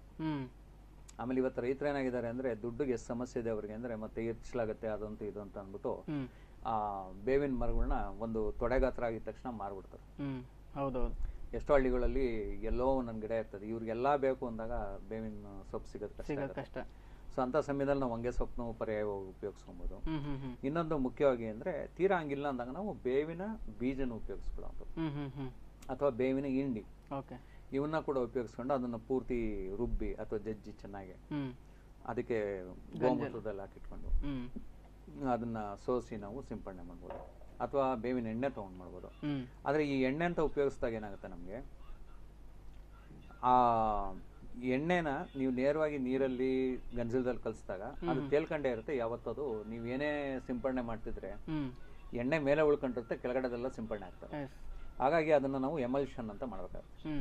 ಸೊ ಈ ಬೇವಿನ ಎಣ್ಣೆನ ಉಪಯೋಗಿಸುವಾಗ ಏನ್ ಮಾಡಕ್ಕಾಗುತ್ತೆ, ಈ ತಲೆಗೆ ಹಾಕುವಂತ ಶಾಂಪು ಅಥವಾ ಮೈಗೆ ಹಾಕುವಂತ ಒಂದ್ ಸ್ವಲ್ಪ ಸೋಪ್ ಅಥವಾ ಸೋಪಿನ ಪೌಡ್ರು, ಬಟ್ಟೆ ಹಾಕುವಂಥದ್ದು. ಓಕೆ. ಸ್ವಲ್ಪ ಹಾಕ್ಬಿಟ್ಟು ಚೆನ್ನಾಗಿ ಕದರ್ಬಿಟ್ರೆ ಏನಾಗುತ್ತೆ, ಅದು ತನ್ನ ಆ ಗುಣ ಕಳ್ಕೊಂಡು ಅದು ನೀರಿನ ಜೊತೆ ಬೆರೆಯುವಂಥ ಎಮಲ್ಷನ್ ಅಂತ ಅದನ್ನ ನಾವು ಮಾಡ್ಕೊಂಡು ಉಪಯೋಗಿಸೋದ್ರಿಂದ ಏನಾಗುತ್ತೆ, ಅದು ಪೂರ್ಣ ಆ ದ್ರವದಲ್ಲಿ ಒಂದಾಗಿರುತ್ತೆ. ಅಂತ ಸಮಯದಲ್ಲಿ ನಾವು ಮಾಡ್ಬೋದು. ಆಮೇಲೆ ಸ್ನೇಹಿತರು, ಇವಾಗ ಏನ್ ಅಗ್ನಿಅಸ್ತ್ರ, ಬ್ರಹ್ಮಾಸ್ತ್ರ ಇವೆಲ್ಲ ನಾವು ಲೀಟರ್ಗೆ 100 ಲೀಟರ್ಗೆ 3 ಲೀಟರ್ ಬೆರೆಸ್ಕೊಳ್ಳಿ, 3 ಲೀಟರ್ ಅಗ್ನಿಅಸ್ತ್ರ ಆಗಿರ್ಬೋದು, ಬ್ರಹ್ಮಾಸ್ತ್ರ ಆಗಿರ್ಬೋದು, ಇದಕ್ಕೆ 100 ಲೀಟರ್ ಬೆರೆಸ್ಕೊಳ್ಳಿ ಅಥವಾ 5 ಲೀಟರ್ ಬೆರೆಸ್ಕೊಳ್ಳಿ ಅಂದಿರ್ತೀವೋ, ನಿಮ್ಮ ವಾತಾವರಣಕ್ಕೆ ನೋಡ್ಕೊಳ್ಳಿ ನೀವು. ಕೆಲವು ಸಲ ಏನಾಗುತ್ತೆ ಅಂದ್ರೆ ಅತಿ ತೀಕ್ಷ್ಣ, ನಾವು ಇಲ್ಲಿ ನೀವು ಇದ್ದಕ್ಕಿದ್ದಂಗೆ ಕರೆ ಮಾಡಿದ್ರಿ ಅಂದ್ರೆ ನಾವು ರಾಯಚೂರಲ್ಲಿ ಇರ್ತೀರ, ನೀವು ರಾಯಚೂರಲ್ಲಿ ಏನ್ ತಾಪಮಾನ ಇದೆ, ಹವೆ ಹೇಗಿದೆ, ಇನ್ನೊಂದು ಏನ್ ಸಮಸ್ಯೆ ಇದೆ ಅಂದ್ರೆ ನಮಗೆ ಇಲ್ಲಿಂದ ಅಷ್ಟು ಗೊತ್ತಾಗ್ತಿರಲ್ಲ, ಗಾಳಿ ಯಾವ ರೀತಿ ಬೀಸ್ತಾ ಇದೆ ಏನಂತ ಅಂತ. ಸೊ ಅಂತ ಸಮಯದಲ್ಲಿ ಏನ್ ಹೇಳಿರ್ತೀವೋ ನೀವು ಮಾಡಿದ ತಕ್ಷಣ ಒಂದು ಮಾದರಿಯಾಗಿ ಒಂದು 3 ಗಿಡ 5 ಗಿಡ ಕೊಟ್ಕೊಂಡು ಯಾವ್ದೇ ರೀತಿ ಅಲ್ಲಿ ಸಮಸ್ಯೆ ಆಗುತ್ತೆ ಗಿಡಕ್ಕೆ ಅಂತ ನೋಡ್ಕೊಂಡು ಅದನ್ನ ಸ್ವಲ್ಪ ಹೆಚ್ಚು ಮಾಡೋದು ಕಮ್ಮಿ ಮಾಡೋದನ್ನ ಮಾಡ್ಕೊಬಹುದು. ಇದನ್ನ ನೀವು ದಯವಿಟ್ಟು ಗಮನದಲ್ಲಿ ಇಟ್ಕೊಳ್ಳಿ. ಕೆಲವು ಕಡೆ ಏನ್ ಮಾಡ್ಯಾರ ಅಂದ್ರೆ ನಾವು 100 ಲೀಟರ್ 3 ಲೀಟರ್ ಅಂತೀವಿ, ಚೆನ್ನಾಗಿ ಹೋಗ್ಲಿ ಅಂತ ಅವ್ರ ಮಾಮೂಲು ಅಭ್ಯಾಸ ಅವ್ರಿಗೆ. ಅಂದ್ರೆ ಒಂದು ಅಂದಾಜಿನ ಪ್ರಕಾರ ಯಾವ ವಾತಾವರಣಕ್ಕೆ ರಾಸಾಯನಿಕದಲ್ಲಿ ಏನ್ ಮಾಡ್ತಾರೆ ಗೊತ್ತಾ, ಅವ್ರು ಒಂದು ಬಿರ್ಟೆ ಹಾಕೊಂಡ್ರೆ ಇವ್ರು 2 ಬಿರ್ಟೆ 3 ಬಿರ್ಟೆ ಹಾಕೊಂಡು ಹೋಗೋದು, ಒಂದೇ ಸಲ ಹೋಗ್ಲಿ ಹೋಗೋ, 10 ಸಲ ಹೊಡಿತಾರೆ ಅಂತಾರೆ. ಆ ರೀತಿ ಇದ್ರೊಳಗೆ ಮಾಡಿದ್ರೆ ಇದ್ರೊಳಗೆ ಗಂಜಲ ಇರುತ್ತೆ, ದಯವಿಟ್ಟು ಜ್ಞಾಪಕ ಇಟ್ಕೊಂಡು ತುಂಬಾ ಉಷ್ಣದ ಅಂಶ ಅದು. ಸೊ ಹಾಗಾಗಿ ನಾವು ಅದನ್ನ ಏನೇ ಮಾಡ್ತೀವಿ ಅಂದಾಗ ಇದಾಗ್ಲಿ ಬೇವಾಗ್ಲಿ ಎಲ್ಲ ತೀರಾ ಉಷ್ಣ ಇರ್ತವೆ. ಹಾಗಾಗಿ ನೀವು ಅದನ್ನ ಸಿಂಪಡಣೆ ಮಾಡುವಾಗ ಒಂದು 3% ಅಂತ ಅಂದಿದೀವಿ, 3% ಅಂತ ದಯವಿಟ್ಟು ಅದ್ರ ಮೇಲೆ ಹಾಕಕ್ ಹೋಗ್ಬೇಡಿ. ತೀರಾ ಇದೆ ಇನ್ನೊಂದ್ಸಲಿ ಹೊಡೀರಿ. ಹಾಗಂತ ನೀವು ಒಂದೇ ಸಲ ನಾವು ಇದನ್ನ ನಾಶ ಮಾಡ್ತೀವಿ ಅಂತ ಹೊಡೆದ ಅಂದ್ರೆ ಎಲೆ ಎಲ್ಲ ಉದುರೋಗ್ತವೆ ಅಥವಾ ಕೆಲವಾರು ಸಮಸ್ಯೆಗಳಾಗಕ್ಕೆ ಬರ್ತವೆ. ಸ್ವಲ್ಪ ಇಲ್ಲಿ ತಾಳ್ಮೆಯನ್ನು ಇಟ್ಕೊಂಡು ರೈತ ಸರಿಯಾಗಿ ಕೆಲಸ ಮಾಡ್ಬೇಕಾಗುತ್ತೆ. ಇದಾದ ನಂತರ ಅತಿ ಹೆಚ್ಚು ಕೀಟ ಬಾಧೆಗಳು ಅಥವಾ ಕೆಲವು ಕ್ಲಿಷ್ಟಕರವಾಗಿರುವಂತ ಕೀಟಗಳು ಭಕ್ತಿಲ್ಲ ಅನ್ನೋಂಥ ಕೀಟಗಳಿಗೆ ನಾವು ದಶಪರ್ಣಿ ಅಂತ ಒಂದು ಮಾಡ್ಕೊಂತೀವಿ. ದಶಪರ್ಣಿ ಅಂದ್ರೆ 10 ತರ ಎಲೆ. ಸೊ ಇದ್ರೊಳಗೆ ಮೊದಲನೇದಾಗಿ ಮಾಮೂಲಾಗಿ ಎಲ್ಲಾ ಸಣ್ಣ ಕೀಟ ಏನು ತಿಗಣೆ ಬಾಧೆ, ಈ ಬೂದ್ರೋಗ ಇವೆಲ್ಲದಕ್ಕೂ ಮುಖ್ಯವಾಗಿ ಏನು ಬೇವು. ಬೇವು ತಾಯಿ, ಇವಕ್ಕೆಲ್ಲ ಒಡೆಯೋದು ಯಾರೋ ಒಬ್ಬ ಅಂದ್ರೆ ಬೇವು. ಸೊ ಈ ಬೇವಿನೆಲೆ ನೀವು ಯಾವುದೇ ನಾವು ಮಾತಾಡ್ತಿದ್ವಿ ಅಂದಾಗ ನೀವು ನೋಡ್ಬೋದು ಬೇವಿನೆಲೆ ಬಗ್ಗೆ ಇದ್ದೇ ಇರ್ತದೆ. ಸೊ ಇಲ್ಲೂ ಕೂಡ ದಶಪರ್ಣಿಲಿ ಮೊದಲನೇ ಹಂತದಾಗ 5 kg ಬೇವಿನೆಲೆ, ಮತ್ತೆ ಮಿಕ್ಕಿದಂಗೆ 2 kg ಪ್ರಮಾಣದಲ್ಲಿ ನಿಮ್ಮ ರೋಜನ್ ಗಿಡ, ಲಕ್ಲಿ ಗಿಡ, ಪರಂಗಿ ಗಿಡ, ಸೀಬೆ ಗಿಡ, ದತ್ತೂರಿ ಎಲೆ, ಬಿಳಿ ದತ್ತೂರಿ ಗಿಡದೆಲೆ, ಆಮೇಲೆ ಸೀತಾಫಲ, ಸೀಬೆ, ಈ ರೀತಿ ನೀವು ದಾಳಿಂಬೆದು, ನೀವು ಟೊಮೆಟೊ ಸೊಪ್ಪು, ಟೊಮೆಟೊ ಎಲೆಗಳು, ಟೊಮೆಟೊ ಕಾಯಿ ಹಣ್ಣು ಹಾಕಕ್ ಹೋಗ್ಬೇಡ್ರಿ, ಎಲೆಗಳು ತುಂಬಾ ಉತ್ಕೃಷ್ಟ ನಮ್ಮ ಕೆಲ್ಸಕ್ಕೆ ಬರ್ತವೆ. ಎಕ್ಕ, ಈ ರೀತಿ ಮತ್ತೆ ಮುಟ್ಟುದ್ರ ಮನಿ, ಈ ರೀತಿ ಯಾವ್ದಾನ ಒಂದು 10 ರೀತಿಯ ಈ ಎಲೆಗಳನ್ನ 2 kg ತಗೊಳ್ಳಿ. ಈ 5 kg ಬೇವಿನೆಲೆಯನ್ನು ತಗೊಳ್ಳಿ. ಇದಕ್ಕೆ 2 kg ಅತಿ ಖಾರವಾಗಿರುವಂತ ಮೆಣಸಿನ್ಕಾಯಿ, ಸಣ್ಣ ಮೆಣಸಿನ್ಕಾಯಿ, ನಾವು ಗುಂಟೂರು ಮೆಣಸಿನ್ಕಾಯಿ, ಚಿಕ್ಕಬಳ್ಳಾಪುರ ಮೆಣಸಿನ್ಕಾಯಿ ಅಂತೀವೋ ಅದನ್ನ 2 kg ಅದನ್ನ ಹಾಕೊಂಡು ರುಬ್ಬಿಟ್ಟು ಅದಕ್ಕೆ ಹಾಕ್ಬೇಕು. ಮತ್ತೊಂದು 1/4 kg ಅಷ್ಟು ಬೆಳ್ಳುಳ್ಳಿ, ನಾಟಿ ಬೆಳ್ಳುಳ್ಳಿ ತಗೊಂಡು ಅದನ್ನು ರುಬ್ಬಿಟ್ಟು ಅದ್ರೊಳಗೆ ಹಾಕಿ ಇವನ್ನೆಲ್ಲ ಏನ್ ಮಾಡ್ತೀರಾ ಅಂದ್ರೆ ಇದ್ರ ಜೊತೆಗೆ ಒಂದು 3 kg ಅಷ್ಟು ಸಗಣಿ ಅದಕ್ಕೂ ರುಬ್ತಿದೆ. ಈ ಎಲೆಗಳನ್ನೆಲ್ಲ ಏನ್ ಮಾಡ್ತೀವಿ ಚಟ್ನಿ ಮಾಡೋದು ಅಥವಾ ರುಬ್ಬಣ್ಣು ಎಲ್ಲ ಹಾಕ್ತಿವಿ. ಎಲ್ಲ ರುಬ್ಬಿಟ್ಟು ಇವನ್ನೆಲ್ಲ ಹಾಕೋದು, ಮತ್ತೆ ಅದಕ್ಕೆ ಸಗಣಿ ಹಾಕೋದು, ಅದಕ್ಕೆ ಸಗಣಿ ಹಾಕೋದು. 5 kg ಬೇವಿನೆಲ್ಲ ಆಯ್ತು, ಮತ್ತೆ ಅದಕ್ಕೆ 5 ಲೀಟರ್ ಗೋಮೂತ್ರ ಹಾಕಿ ಎತ್ತಿಡೋದು. ಇದನ್ನ ನಾವು ಎತ್ತಿಟ್ಕೊಂಡು ವಾರ 15 ದಿವಸ ತಿಂಗಳು ತನಕ ಕೂಡ ನಾವು ಅತಿ ಹೆಚ್ಚು ಮಾಡಿ ಅದು ಕಳಿಯುವಂಗೆ ಅದು ಉಳಿ ಬರೋ ತರ ತಯಾರು ಮಾಡಿ ಇಟ್ಕೊಳ್ಳೋದು. ನಮಗೆ ಮಾಡಿ ಇಟ್ಕೊಂಡು ಅದನ್ನ ಒಂದು 15-20 ದಿವಸ ಆದ ನಂತರ ಅದನ್ನ ಸೋಸಿ ಎತ್ತಿಟ್ಕೊಬಹುದು. ಅಥವಾ ಅದ್ರೊಳಗೆ ಅದೇ ರೀತಿ ಇಟ್ಕೊಂಡು ನೀವು ಇನ್ನೊಂದ್ಸಲಿ ಇದು ಮುಗಿದ ಮೇಲೆ ಈ ಗಂಜಲಲ್ಲಿ ಏನ್ ಹಾಕಿದೀವಿ ಇದು ಮುಗಿದ ಮೇಲೆ ಕೂಡ ನಾವು ಅದನ್ನ ವಾಪಸ್ ಅದನ್ನ ಮತ್ತೆ ಒಂದಷ್ಟು ಗಂಜಲ ಬೆರೆಸಿಟ್ಟಾಗ ತಿರ್ಗಾ ಅದೆಲ್ಲ ತಗೊಳುತ್ತೆ. ಅದನ್ನ ಮತ್ತೆ 2 ಸಲ ಅಥವಾ 3 ಸಲ ತನಕ ಅದ್ರೊಳಗೆ ಉಯ್ದು ಗಂಜಲುಗಳನ್ನ ನಾವು ಅದನ್ನ ತಗೊಂಡು ಸಿಂಪಡಣೆ ಮಾಡೋದು. ಇದು ಕೇವಲ ಒಂದು 2 ಲೀಟರ್ ಅಷ್ಟು 100 ಲೀಟರ್ ನೀರಿಗೆ ಬೆರೆಸ್ಕೊಂಡು ಹೊಡೆಯುವಂತ ಒಂದಿದು. ಅತಿ ಬಾಧೆ ಇರುವಂತ ಕೀಟಗಳೆಲ್ಲ ಇದನ್ನ ಯಾವ ರೀತಿ ಸಿಂಪಡಣೆ ಮಾಡ್ಬೇಕಂತ 2 ಲೀಟರ್ ಈ ದಶಪರ್ಣಿ ತೊಗೊಳೋದು, 100 ಲೀಟರ್ ನೀರ್ ಬೆರೆಸೋದು, ಸೋಸ್ಬಿಟ್ಟು ತಗೊಳೋದು ದಶಪರ್ಣಿ, ನೀರು ಬೆರೆಸ್ಬಿಟ್ಟು ಸಿಂಪಡಣೆ ಮಾಡಿ. ಯಾವ ರೀತಿ ಮಾಡ್ತಾರೆ ನೀವು ಪಂಪಲ್ ಗಟರ್ ಪಂಪಲ್ ಮಾಡ್ತಾರೆ, ಬೆನ್ಗೆ ಹಾಕೊಂಡ್ ಮಾಡ್ತಾರೆ. ಈ ರೀತಿ ಯಾವ ರೀತಿ ಕೂಡ ಅವರು ಸಿಂಪಡಣೆ ಮಾಡೋದ್ರಿಂದ ತುಂಬಾ ಉತ್ಕೃಷ್ಟವಾಗಿ ಈ ಒಂದು ಯಾವುದೇ ಬಾಧೆ ನಮಗೆ ಕೈ ಕೊಡ್ತಾ ಇತ್ತಪ್ಪ ಆಗ್ತಾನೆ ಇಲ್ಲ ಅಂದಾಗ ಇವು ಉತ್ಕೃಷ್ಟವಾಗಿ ಕೆಲಸ ಮಾಡ್ತಾರೆ. ಸೊ ಅದನ್ನ ಮುಂದುವರೆದವಾಗಿ ಈ ರೈತನಿಗೆ ಮತ್ತೆ ಮುಂದಿನ ಬರುವಂತ ಸಮಸ್ಯೆ ಅಂದ್ರೆ ಈ ಹೂಗಳು ಉದುರೋದು. ಹೌದು, ಹೂಗಳು ಹೆಚ್ಚು ಉದುರುವಂತ ಸಮಯ ಯಾವಾಗ ಆಗ್ತದೆ ಅಂದ್ರೆ ಇವತ್ತು ಸಂಜೆ ಹೆಚ್ಚು ಮಳೆ ಬಂದಿರುತ್ತೆ, ಬೆಳಗ್ಗೆ ಏನಾಗುತ್ತೆ ಅಂದ್ರೆ ಮಳೆ ಇರಲ್ಲ, ಇಬ್ನಿ ಬರ್ತಾರೆ, ಮಂಜು ಕವಿದ ವಾತಾವರಣ, ಇಬ್ನಿ ತರ ಇದಾಗುತ್ತೆ. ಅಂತ ಸಮಯದಲ್ಲಿ ಏನಾಗುತ್ತೆ ಈ ಹೂಗಳು ಉದುರುವಂತ ಹೆಚ್ಚು ಸಮಸ್ಯೆ ಕಾಡುತ್ತೆ ರೈತನಿಗೆ. ಹಾಗಾಗಿ ಅಂತ ಸಮಯದಲ್ಲಿ ನಾವೇನ್ ಮಾಡ್ಬೇಕು ಅಂದ್ರೆ ಈ ಮುಂಗಾರಿಗೆ ಅಂದ್ರೆ ಈ ಯಾವುದು ಈ ಭಾಗ ನಮ್ಮ ಪಶ್ಚಿಮ ದಕ್ಷಿಣೋತ್ತರ ಭಾಗ ಏನಿದೆ, ಸೌತ್ ವೆಸ್ಟ್ ಅಂತ ಏನ್ ಹೇಳ್ತೀವಿ, ಅಲ್ಲಿಂದ ಹೊಗೆ ಹಾಕೊಂಡು ಗಾಳಿ ಹಾಕೊಂಡು ಅದೇ ರೀತಿಲಿ ಬರೋದು. ಯಾವ್ದಾದ್ರು ಒಣಗಿರೋಂಥ ತಪ್ಪಲುಗಳು, ಎಲೆಗಳನ್ನ ಇದನ್ನ ಹಾಕೊಂಡು ಅಲ್ಲಿ ನೀವು ಬೆಂಕಿ ಹಚ್ಚೋದ್ರಿಂದ ಆ ಹೊಗೆ ಏನಾಗುತ್ತೆ ಅಂದ್ರೆ ಈ ಇಡೀ ತೋಟದ ಮೇಲೆ ಬರುತ್ತೆ. ಅದ್ರದ್ದು ಒಂದು ಲೇಪನ ಆದಾಗ ಏನಾಗುತ್ತೆ ಈ ಆ ತೇವಾಂಶದಿಂದ ಬರುವಂತ ಸಮಸ್ಯೆ ಯಾವಾಗ ಲೇಪನ ಆಗುತ್ತೆ, ಆ ತೇವಾಂಶ ವಾತಾವರಣದಲ್ಲಿ ಏನಾಗಿದೆ, ಮಳೆ ಬಂದು ನಿಂತ್ಬಿಟ್ಟಿದೆ, ಈ ಮಂಜು ಅಥವಾ ಇಬ್ನಿ ಬಂದಾಗ ಏನಾಗುತ್ತೆ ತೇವಾಂಶ ಹೆಚ್ಚಾಗುತ್ತೆ. ಈ ಹೊಗೆ ಹೋದಾಗ ಏನಾಗುತ್ತೆ ಅದನ್ನ ಅಲ್ಲಿ ಇದ್ ಮಾಡಿ ಆ ಹೊಗೆ ಹೋಗಿ ಸೇರದಟ್ಟಿಗೆ ಆ ಶಾಖಕ್ಕೆ ಏನಾಗುತ್ತೆ ಇದು ಕರಗಿ ಅಥವಾ ಇದು ತನ್ನ ಒಂದು ಗುಣ ಆ ಎಲೆ ಮೇಲೆನೆ ಶೇಖರಣೆ ಆಗೋದು ಅಥವಾ ಹೂವಿನ ಭಾಗದಲ್ಲಿ ಶೇಖರಣೆ ಆಗೋದಕ್ಕೆ ಒಣ ಹವೆ ಬಿಡೋದ್ರಿಂದ ಏನಾಗುತ್ತೆ, ಒಣ ಹೊಗೆ ಬಿಡೋದ್ರಿಂದ, ಬಿಸಿ ಹೊಗೆ ಹಂಗೆ ಸದೃಢವಾಗಿರುತ್ತೆ. ಹಾಗಾಗಿ ಏನಾಗುತ್ತೆ ಅಲ್ಲಿ ವಾತಾವರಣ ಸ್ತಬ್ಧ ಆಗುತ್ತೆ, ತೇವಾಂಶ ಕಮ್ಮಿ ಆಗುತ್ತೆ. ಆವಾಗ ಈ ಉದುರುವಂಥದ್ದು ಸಾಧ್ಯತೆ ಕಡಿಮೆ ಇರುತ್ತೆ, ತುಂಬಾ ಕಡಿಮೆ ಆಗುತ್ತೆ.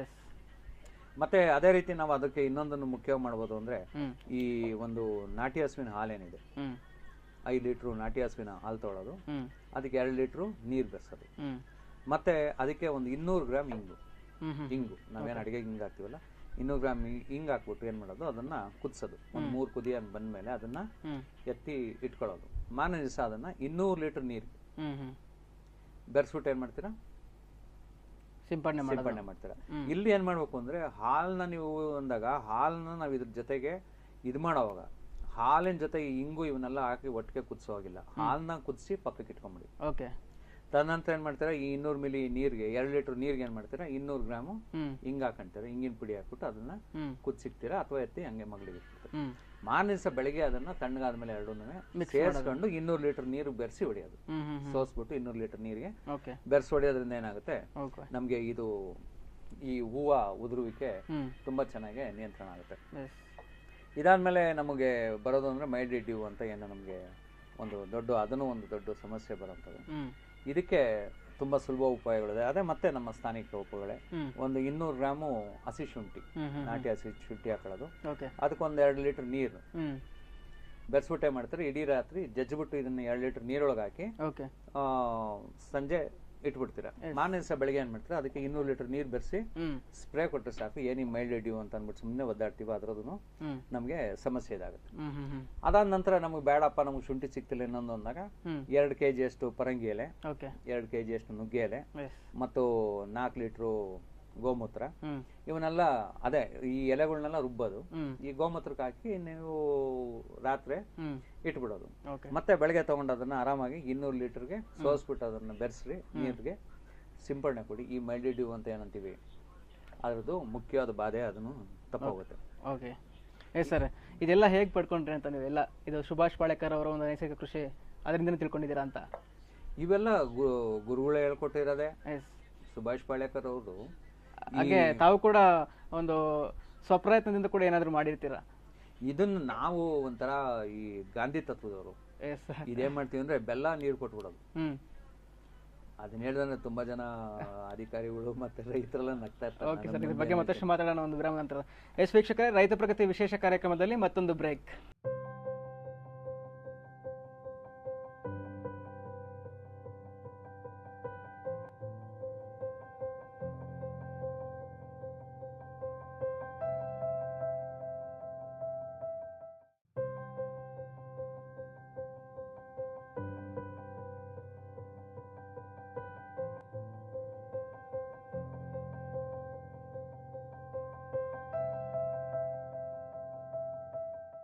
ವಿರಾಮದ ನಂತರ ರೈತ ಪ್ರಗತಿ ವಿಶೇಷ ಕಾರ್ಯಕ್ರಮಕ್ಕೆ ಮತ್ತೆ ತಮ್ಗೆಲ್ಲರಿಗೂ ಕೂಡ ಸ್ವಾಗತ. ಹಾಗೆ ಮುಂದುವರೆದ ಹಾಗೆ ಇನ್ನೂ ಅನೇಕ ರೋಗಗಳು ಬರ್ತಾ ಇರ್ತವೆ ಬೆಳೆಗಳಿಗೆ, ನುಸಿ ಬಾಧೆ ಆಗಿರ್ಬೋದು ಅಥವಾ ಬೂದು ರೋಗ ಆಗಿರ್ಬೋದು. ಇದಕ್ಕೆ ಯಾವ್ಯಾವ ಒಂದು ಕ್ಲಿಯರ್ ಮಾಡೋಕೆ ಯಾವ್ಯಾವ ಒಂದು ಮಾರ್ಗಗಳನ್ನು ನೋಡ್ಬೋದು, ಯಾವ್ಯಾವ ರೀತಿಯ ಔಷಧಿಗಳನ್ನ ಮಾಡ್ಬೋದು? ತ್ರಿಪ್ಸತ್ವ ನುಸಿ ರೋಗ ಅನ್ನೋದು ಸಾಕಷ್ಟು ಒಂದು ನುಸಿ ಬಾಧೆ ರೈತನಿಗೆ ಸಾಕಷ್ಟು ಸಮಸ್ಯೆಗಳನ್ನು ಕೊಡುತ್ತೆ. ಸೊ ಇದಕ್ಕೆ ಮತ್ತೇನ್ ತಲೆ ಕೆಡ್ಸ್ಕೊಂಬೇಡ್ರಿ, 5 kg ಬೇವಿನ ಎಲೆ ಮತ್ತೆ 1-2 kg ಬೇಡಪ್ಪ ಈ ನಾಚಿಕೆ ಗಿಡ ಅಂತ ಏನು ಮುಟ್ಟಿದ್ರ ಮುನಿ ನಾಚಿಕೆ ಗಿಡ ಅಂತ ಹೇಳ್ತೀವಿ, ಟಚ್ ಮಿನಾಟ್ ಏನಂತೀವೋ ಅದನ್ನ ಕಿತ್ಬೇಕು ಅಂತ ಒದ್ದಾಡ್ತಿರ್ತೀರ. ಕಿತ್ಬಿಟ್ಟು 2 kg ಅಷ್ಟು ಅದನ್ನು ರುಬ್ಬಿ ಆ ಬೇವಿನ ಸೊಪ್ಪು ಹಾಕ್ಬಿಟ್ಟು ಅದಾದ್ಮೇಲೆ ಇದನ್ನ ಬೇವಿನ ಸೊಪ್ಪು ರುಬ್ಕೊಂತೀರ 5 kg, 2 kg ಇದನ್ನು ರುಬ್ಬಿಟ್ಕೊಂತೀರ. ಅದಕ್ಕೆ 10 ಲೀಟರ್ ಗಂಜಲದಲ್ಲಿ ಹಾಕಿಟ್ಬಿಡೋದು. ಒಂದು 5 ದಿವಸ ಅದನ್ನ ಕಳಿಯಕ್ ಬಿಡೋದು. ಇದಾದ್ಮೇಲೆ ಏನ್ ಮಾಡ್ತೀರಾ, ಸೋಸಿಟ್ಕೊಳ್ಳಿ. ಅಥವಾ ಅದ್ರೊಳಗೆ ಆದಷ್ಟು ಏನಾಗುತ್ತೆ ಅಂದ್ರೆ ಈ 5 ದಿವಸ ಆದಂತ 10 ಲೀಟರ್ ಹಾಕಿದ್ವಿ ಅಂತ ಅದನ್ನ ಸಂಪೂರ್ಣ ಸೋಸಕ್ ಹೋಗ್ಬೇಡಿ. ಏನ್ ಮಾಡ್ಬೇಕು ಅಂದ್ರೆ ನಮ್ಗೆ ಇವಾಗ ಎಷ್ಟು ನಮ್ದು ಜಾಗ ಇದೆ, ಎಷ್ಟು ನಾವು ಸಿಂಪಡಣೆ ಮಾಡ್ಬೇಕು, ಎಷ್ಟು ಗಿಡಕ್ಕೆ ಸಿಂಪಡಣೆ ಮಾಡ್ಬೇಕು, ನಿಮ್ಗೆ ಅಂದಾಜ್ ಇರ್ತದೆ ನಮ್ಗೆ ಇಷ್ಟು ಕ್ಯಾನ್ ಬೇಕಾಗತ್ತೆ, ಇದು ಬೇಕಾಗತ್ತೆ ಅಂತ. ಸೊ ಆ ರೀತಿ ನೋಡ್ಕೊಂಡು ಏನ್ ಮಾಡ್ತೀರಾ, 3 ಲೀಟರ್ನ ಸೋಸ್ಕೊಂತೀರ. 3 ಲೀಟರ್ ಇದನ್ನ ಸೋಸ್ಕೊಂಡು 100 ಲೀಟರ್ ನೀರು ಬೆರೆಸ್ರಿ, ಸಿಂಪಡಣೆ ಮಾಡಿ. ಅಷ್ಟೇ. ನಿಮ್ಗೆ ಏನ್ ನುಸಿ ಬಾಧೆ ಅನ್ನೋದಿದೆಯೋ ಅದು ಯಾವ ದೇಶದಲ್ಲಿ ಇರುತ್ತೋ ಅಂತ ಮತ್ತೆ ನೀವು ಹುಡ್ಕೊಂಡು ಹೋಗ್ಬೇಕು. ಸೊ ಅದು ತುಂಬಾ ಸುಲಭ. ನಾಚಿಕೆ ಗಿಡ ಅಂತ ಅಂದ್ರೆ ಇದೇನಪ್ಪ ಅಂತೀರಾ, ನೀವು ನಾಚಿಕೆ ಗಿಡ ಬಂತು ಅಂದ್ರೆ ನಿಮ್ಮ ಅಡಿಕೆ ನಿಮ್ ತೆಂಗು ಎಷ್ಟು ಕಾಯಿ ಕಚ್ತವೆ ಏನ್ ಕಚ್ತವೆ ಅಂತ ಅದು ಗಮನಿಸ್ಬೇಕು ರೈತರು. ಅದೇನೋ ಒಂದು ದೊಡ್ಡ ಸಮಸ್ಯೆ ಯಾವುದೂ ಗಮನಿಸಲ್ಲ. ಇದು ನಾಚಿಕೆ ಗಿಡನ ಕಿತ್ತಾಕ್ರಿ, ಕಾಲು ಚುಚ್ಚುತ್ತದೆ, ಚಪ್ಪಲಿ ಹಾಕೊಂಡು ಓಡಾಡ್ತಾರೆ, ಕಾಲಿಗೆಲ್ಲಿ ಚುಚ್ತದೆ. ತುಂಬಾ ಎತ್ತರ ಆದಾಗ ಏನ್ ಮಾಡಿ, ನುಸಿ ಇದನ್ನ ಯಾವ್ದೇ ಒಂದು ಗಿಡಗಳನ್ನ ಬಿಡ್ರಿ, ಕಾಂಗ್ರೆಸ್ ಬಂತ, ಮತ್ತೊಂದ್ ಬಂತ, ಮಗದೊಂದ್ ಬಂತ, ಎಲ್ಲ ಒಂದು ಬರಕ್ ಬಿಡಿ, ಹೂವಾಗಕ್ ಬಿಡಿ. ತದನಂತರ ಅದನ್ನ ನೀವು ಬ್ರಷ್ ಕಟರ್ ಆಗಿರ್ಬೋದು ಅಥವಾ ವೀಡ್ ಕಟರ್ ಅಲ್ಲಿ ಏನ್ ಮಾಡ್ತೀರಾ, ಕತ್ತರಿಸ್ಬಿಡ್ತೀರಾ. ಅಥವಾ ಮಚ್ಚ ಲಾಂಗ್ ಇಟ್ಕೊಳ್ಳೋದು, ನಮ್ಮ ಹೀರೋಗಳು ಮಾಡ್ದಂಗೆ ಸಿನಿಮಾಗಳಲ್ಲಿ ಅದನ್ನ ಕೊಚ್ಕೊಂಡು ಹೋಗ್ಬಿಟ್ರೆ ಆಗುತ್ತೆ.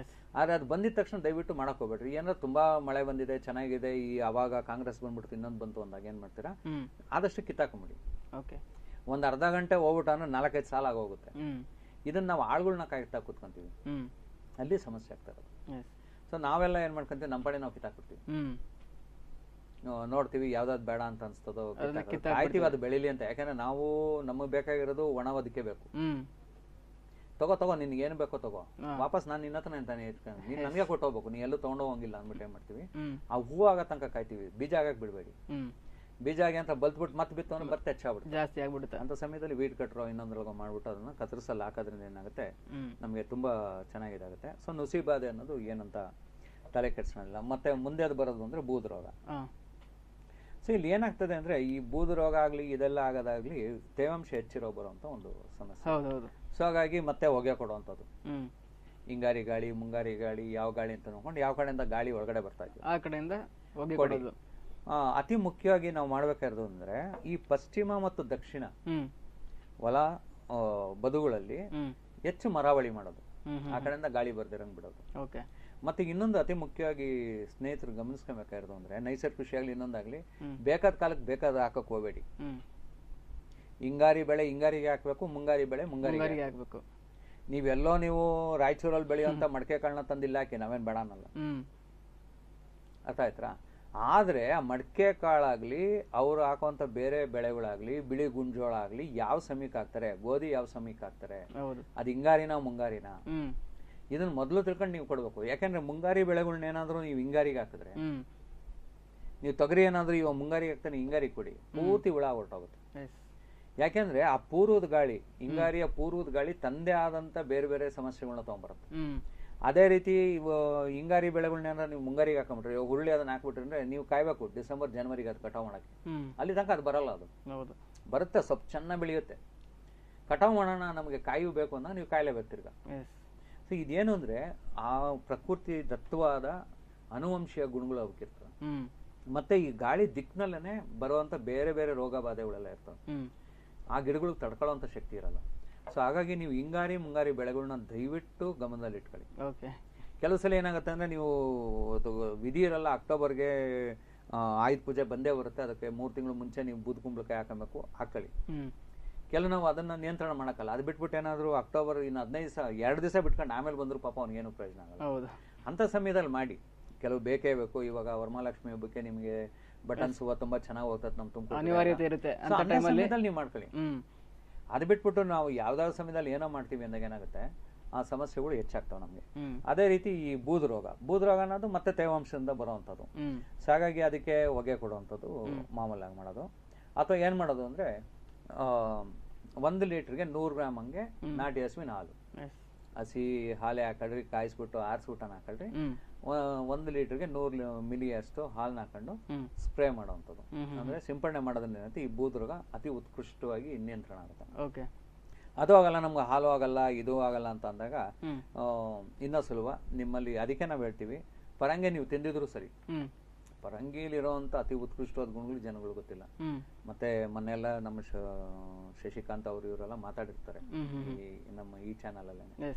ಸೊ ಅದ್ರ ಪರಂಗಿ ಬಗ್ಗೆ ಎಲ್ಲ ಮತ್ತೆ ತಿಳ್ಕೊಳ್ಳಿ ಅಷ್ಟೇ. ಸೊ ಇದನ್ನ ಈ ರೀತಿ ಮಾಡೋಣ, ಪರಂಗಿ ಗಿಡಗಳನ್ನ ಅಲ್ಲಲ್ಲೇ ನಮ್ಮ ಜಮೀನುಗಳಲ್ಲಿ ಹೊಲಗಳಲ್ಲಿ ಯಾರನ್ನ ಕಿತ್ಕೊಂಡು ತಿನ್ಲಿ ಬಿಡಿ.